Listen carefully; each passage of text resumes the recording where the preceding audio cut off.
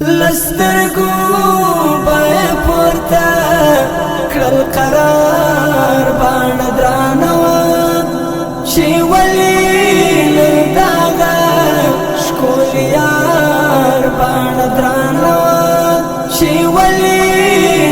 داغه ښکل یار باندې درانه لسترګو به پورته کړل قرار باندې درانه چې ولې داغه ښکل یار باندې درانه چې ولې داغه ښکل یار باندې درانه لکه رشید ډیورنډ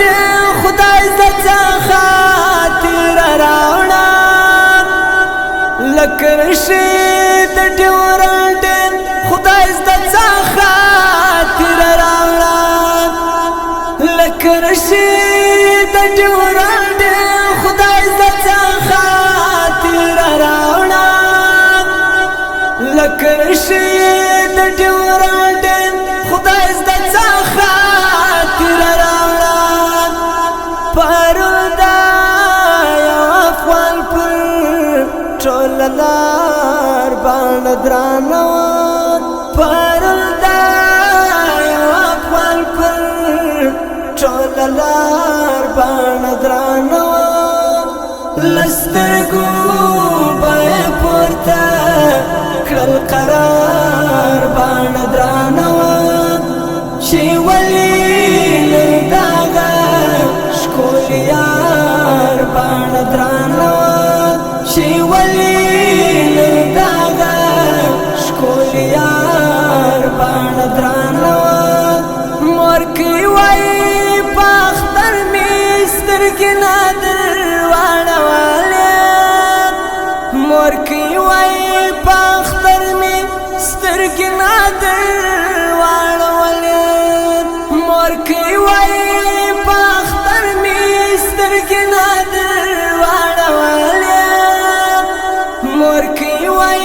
په اختر مې سترګې نادر واړولې خپنا سه پوشکو می وبار باندې درانه لسترګو به پورته کړل قرار باندې درانه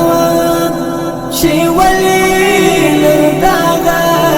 ښکل یار باندې درانه چې ولې داغه ښکل یار باندې درانه د ښار کې یو تابوت په کړي ورځ کې نه خرڅېږي د ښار کې یو تابوت په کړي ورځ کې نه خرڅېږي د ښار کې یو تابوت په کړي ورځ کې نه خرڅېږي د ښار کې یو تابوت په کړي ورځ کې نه خرڅېږي ګیله یې له باچاوه د نجار باندې درانه ګیله یې له باچاوه د نجار باندې درانه لسترګو به پورته کړل قرار باندې درانه چې ولې داغه ښکل یار باندې درانه چې ولې داغه ښکل یار باندې درانه لمیلا غم سره هیڅ نشاور پکې ناوه لمیلا غم سره هیڅ نشاور پکې ناوه لمیلا غم سره هیڅ نشاور پکې ناوه لمیلا غم سره هیڅ نشاور پکې ناوه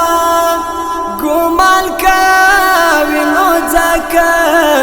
مې د پلار باندې درانه ګومان کوي نو ځکه د پلار باڼه درانه وه له سترګو به یې پورته کړل قرار باڼه درانه وه چې ولې له دغه ښکلي یار باڼه درانه وه چې ولې له دغه ښکلي یار باڼه درانه وه که څوک لال وژمن سو دغه خیرات پر ما دی که څوک لال وژمن سو دغه خیرات پر ما دی که څوک لال وژمن سو دغه خیرات پر ما دی پر دغه